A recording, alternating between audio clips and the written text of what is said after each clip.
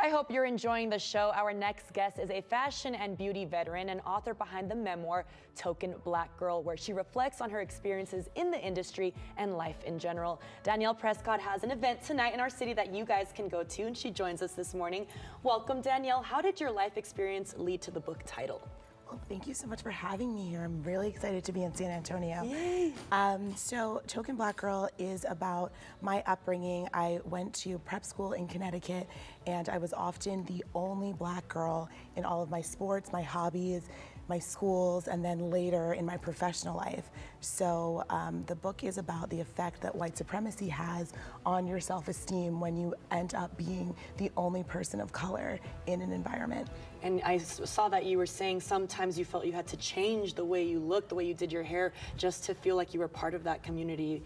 Is that something important that you highlight in your book as well, and just kind of describing what that is like? Absolutely.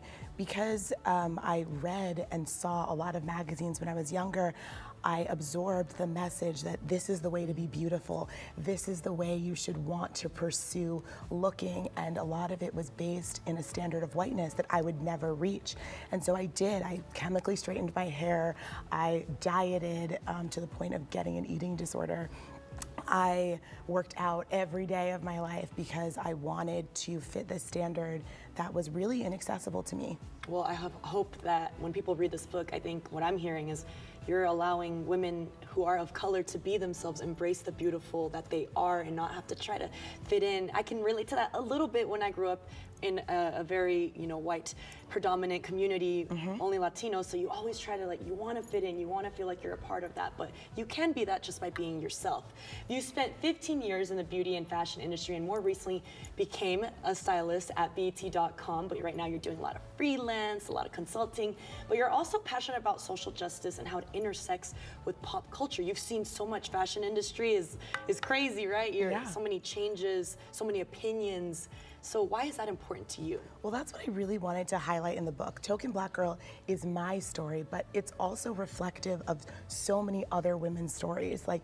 At the time when I thought about writing the book, a lot of actresses were coming out, speaking out about how difficult it was for them to be on set because people did not know how to do their hair or their makeup. So they're doing a lot of extra labor besides the job that they're getting paid to do, just to do the same thing as their white peers. And so it created a safer space for me to be able to call that out. And it happens in so many other industries, not just film and television. It's incredible what you may experience behind the scenes being the fashion side of it and the beauty side of it. What we see on TV or in the magazines is very different from everything that comes to fruition once it's done.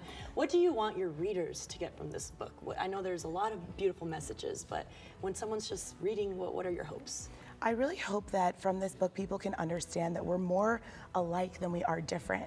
And the systems that affect us every single day, we have the power to change just by embracing who we are. And it's so important that we learn to accept ourselves and that we work towards that. It's something I have to work on every single day of my life. Well, thank you for sharing all of this, and I'm so happy for you that you were able to write your book, your memoir.